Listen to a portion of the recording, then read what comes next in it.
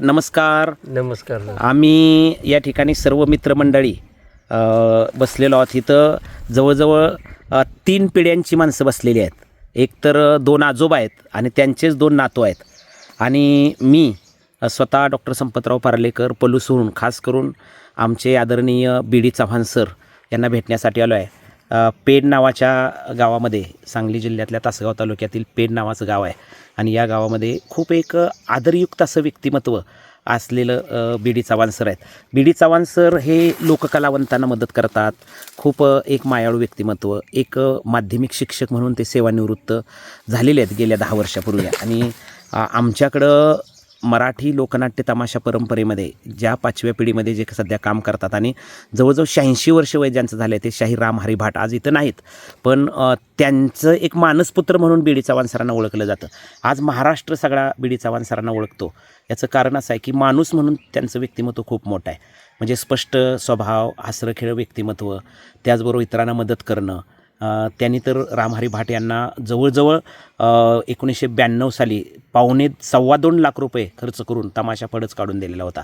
आणि मग तो काही दिवस चालला, पण अजूनसुद्धा बापूशी नातं जोडणारं हे एक व्यक्तिमत्व आहे. आणि त्यांच्या शेजारी आता आमचे एक आदरणीय हनुमंत मलगुंडे दादा, की जे लोकपरंपरेशी, लोककलावंतांची सुद्धा खूप जवळचं त्यांचं नातं आहे. त्यांनीसुद्धा आपल्या परिस्थितीच्या काळामध्ये जवळजवळ 1980च्या अगोदर लोकनाट्य तमाशा परंपरेमध्ये कलाकार म्हणून नसेल काम केलं, पण ते एक मॅनेजर म्हणून किंवा ड्रायव्हर म्हणून त्यांनी काम केलं. आणि नंतर मग ते संसारी झाले आणि त्या कलेपासून परावृत्त झाले.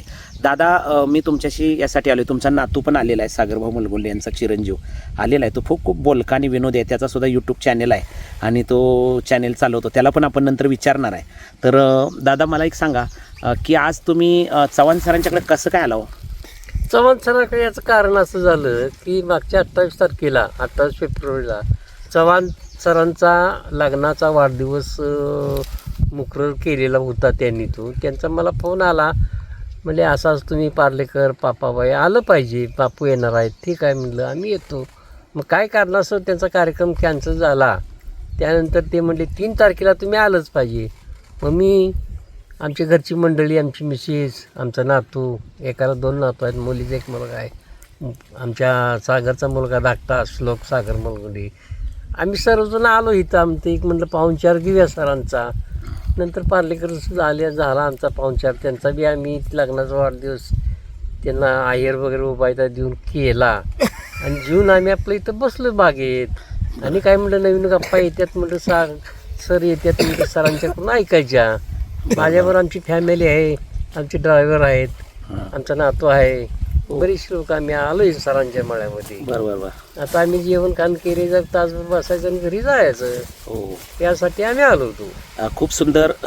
हनुमंत मलगुंडे दादा हे सुद्धा त्यांच्या मित्रांच्याकडे खास करून आज त्यांचा लग्नाचा वाढदिवस आहे, तो साजरा करण्यासाठी आलेले आहेत. सर, तुम्हाला मी विचारतोय की तुम्ही आज धुलीवंदन आहे की नाही, आणि तुम्ही आम्हाला खास आवर्जून बोलवलेलं आहे. काय उद्देश आहे? नाही, माझं प्रेम असं आहे बरं का, मी जीवापाड प्रेम करणारा माणूस आहे. हां, म्हणजे दादा असू द्या किंवा पार्लेकर सर असू द्या, बापू असू द्या, इथं माझ्या घरी या. बाकीचं काय, बाकीचं असेल ते असेल, पण इथं येणे आणि तुमचं सुख पाहणे, हे जे सुख पाहणे श्री पंढरीची, असं माझा नीती आहे. हेच जरा इंग्लिश चांगलं आहे. पण खूप आहे, आपण बापू असल्यानंतर खूप हसतो. म्हणजे मराठी आज 87 वर्ष वय असणारे रामहरी भाट बापू यांना तुम्ही खूप मानसपुत्र म्हणून मान देता. त्यांची मुलं पण खूप चांगली आहेत आणि आपण खूप हसतो बापू असल्यानंतर, आहे की नाही? तुम्ही सुद्धा खूप हसरंखेळं व्यक्तिमत्व आहे. मला सांगा सर की दादांना बोलवायचा उद्देश काय हो? नाही, दादाने काय बोललं माहिती का, दादाने बोलणं, दादांची मंडळी माझ्या घरी येणं गरजेचं आहे असं मला वाटायला लागलं. मग ते दादा गमताडे माणूस होता, मला ते बाय ते कार्यक्रमात होते. हां, बरं. हां, मग ते म्हणलं दादा तुम्ही मंडळीला घेऊन या, हे जे सुख, मग तुम्ही आलं का नाही मला बरं वाटेल म्हटलं. मग आम्ही त्यासाठी आई साहेबाला घेऊन या म्हटलं. बरं सर, एक सांगा की शाहीर रामहरी भाट बापू आज आले नाहीत इथं, आणि त्यांच्यासाठी भरपूर तुम्ही काही काय केलेलं आहे आणि त्यांनी पण तुम्हाला खूप मदत म्हणण्यापेक्षा तुम्हाला एक काय म्हणू आपण त्याला, एक वडीलधारी म्हणून आज आपल्याला आई वडील गेल्यानंतरचं दुःख असतंय, बरोबर आहे. आणि कुणीतरी ज्येष्ठ एखादी व्यक्ती आपल्याला असेल तर आपलं हे आयुष्य वाढतं, संवाद होतो आपला. काय वाटतंय?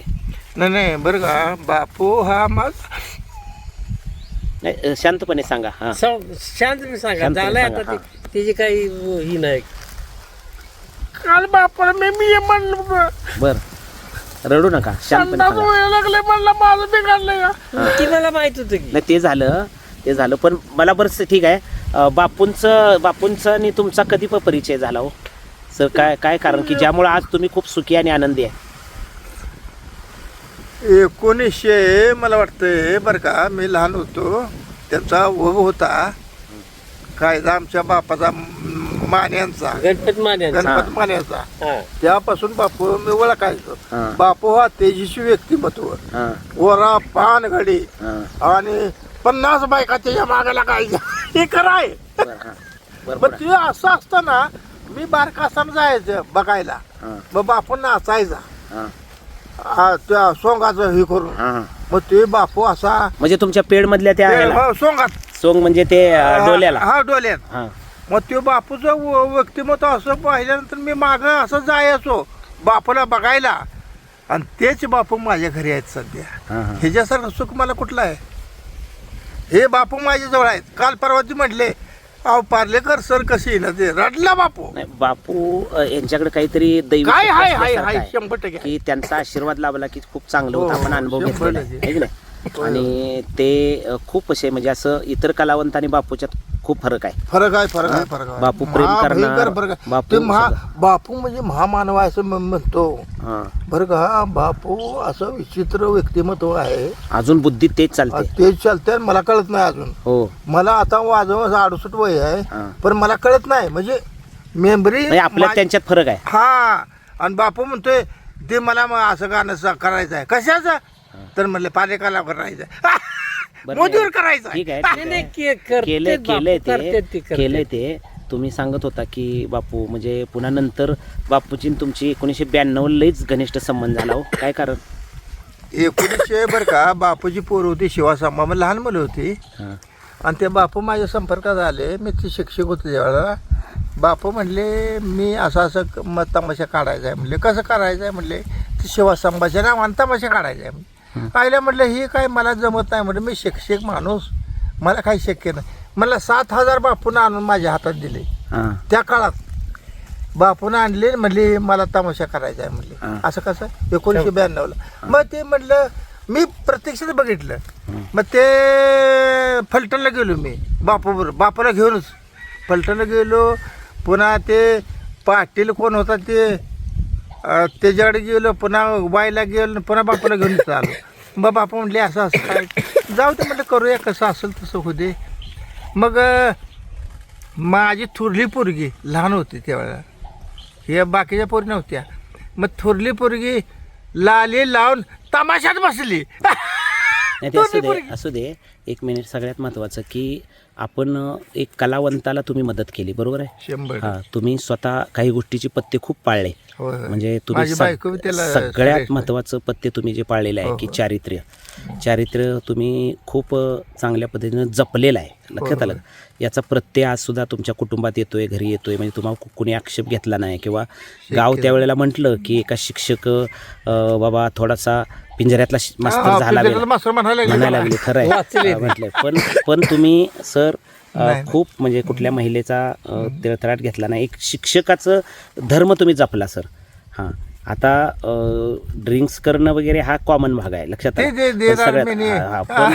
पण सगळ्यात महत्त्वाचं चारित्र्य जपणं आणि स्वतःच्या कलंकनं लावून घेणं, यामध्ये तुम्ही खूप चांगलं यशस्वी झाला. आणि बापूसारख्या म्हणजे बापू याचा अर्थ की शाहीर राम हरी भाट यांचा उल्लेख मी करतोय की त्यांना खूप तुम्ही जवळ धरता, त्यांना आधार देता. आणि अशा परिस्थितीमध्ये तुम्हाला सुद्धा खूप आरोग्य चांगलं लाभलं आहे असं अर्थानं. तर दादा, मी तुमच्याकडे पुन्हा येतोय की हे चव्हाण सरशी तुमचा घनिष्ठ संबंध या 2-3 वर्षामध्ये आलेला आहे. हो. मला गेली 5-6 वर्ष झालं मी सरांच्या सहवासात आहे.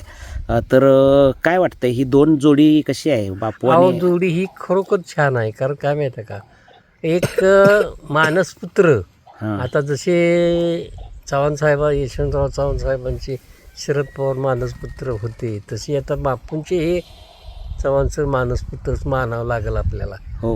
कसं आहे माहिती आहे हां. का, सरांनी बी बापूंना मानलं, बापूंनी सरांना मानलं. आज दोघं आता जरी लांब असले हं. तरी अजून दोघांचं प्रेम खूप जवळ. वडिलकीच्या नात्यानं हां. बापूंचंही सरांच्यावर आहे आणि सरांचंही वडिलकीच्या नात्यानं बापूंच्यावर आहे. त्याच्यामुळे ही जोडी अशीच कायम राहावी असं एक मला वाटतं. हां, हां. बेस्टपैकी तिने आतापर्यंत कार्य केलं. सरांनी बापूंना साथ दिली, त्यांच्या मुलांना साथ दिली. तशी इथून पुढे आता ती मुलं चांगली वागली तर सर अजून देतील.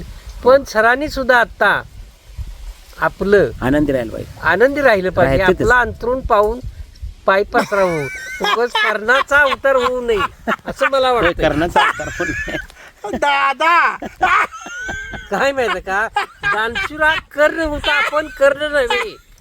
म्हणजे आपल्या शेत घर कुणी काय म्हणलं तर देऊ नये. देऊ नये, द्या की जे उत्पन्न आपल्यात निघतंय की नाही. आंबे द्या. आंबा द्या, मका द्या, कोंबड्या द्या, मटण घाला, अंडी घाला, पाजा एखाद्याला. 5 गुंठ.